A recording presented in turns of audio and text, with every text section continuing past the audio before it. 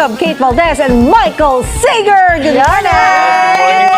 Good morning, guys! Ayan, first of all, para sa mga hindi familiar dun sa K-drama na yan, yung Shining Inheritance, tungkol saan ba ito? Yes. Okay. This show, it has a universal theme of love, friendship, family, resilience, and determination. So lahat dito, maraming for sure makaka-relate sa palabas na to. Michael, ikaw ba yung makaka-inherit ng inheritance? Opo. Well, bilang ako sa isang apo ni Lola Orea, Miss Connie Reyes po yun. It's a Korean adaptation again. So, ang original po to, rom-com, but this Filipino adaptation, we modernized it, we made it very Pinoy para makarelate ang mga viewers natin. At tungkol talaga siya sa away ng mana. So, maglalaban-laban ng mga pamilya.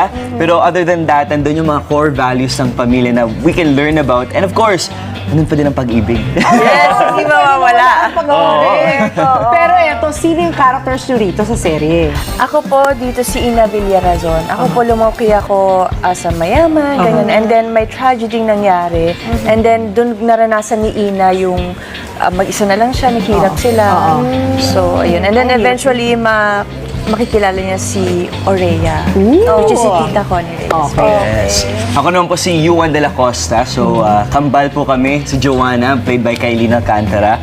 And ako po kami ni Miss Connie Reyes, si Orea. So, kami yung talagang tagapagmana. But destiny happened na nag-meet pa kami ni Kate na magkaaway. So, yun yung journey namin dito sa show na anong nangyari sa kanilang dalawa. Kasi parang yung conflict between the two families, yung mana mapupunta sa kanya. So, who knows? So, yeah. Gusto ko akin na lang yung mana. Kasali tayo doon. Pero bagay kayong twins ni Kailina kasi pumiti kayo Pwede dalawa. po. Di ba? Uy, pero Michael, nalaman namin na gusto mo talagang maging leading lady si Kate. So, how do you feel now that you're together in the show? Yes, well, for me, it's so surreal. But it feels really nice kasi I always remember nung nagsisimula po ako nung very early days na I would always say Kate Valdez yung gusto kong makapartner, makatrabaho. And grabe, God gave me this blessing. Na-manifest, Yes, no? na-manifest talaga eh. Yeah. Galing mag-manifest ni Michael, Okay, ganun lang talaga. Fingers crossed. But yes, I'm so happy kasi ang galing ni Kate as an actress and she really helped me throughout all of the tapings we had together. Natawa naman, nakaka-excite naman. At dahil dyan, sige, invite nyo na ang mga kapuso natin na panoorin ang Shining Inheritance. Ayan mga kapuso, sana po ay abangan nyo at suportahan nyo ang Shining Inheritance. Malapit na po yan sa GMA. Every 4 p.m. po yan. Yes, directed by Direk Joron Limon Roy. At makakasama po namin dyan si Miss Kailin Alcantara, Paul Salas, Tita Connie Reyes, Wendell Ramos, Miss Glidel Mercado, Roxy Baines, and many more. Grabe talaga. Yeah. Uy, nice to Si see Roxy.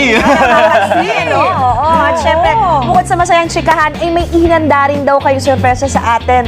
Si Kate at saka si Michael. At ito na nga, to sing the official soundtrack of Shining Inheritance, let's welcome sa UH stage, Kate and Michael! Sa singers tayo. singer. Ay, galingan mo! Magtrabaho na kayo doon. Sige.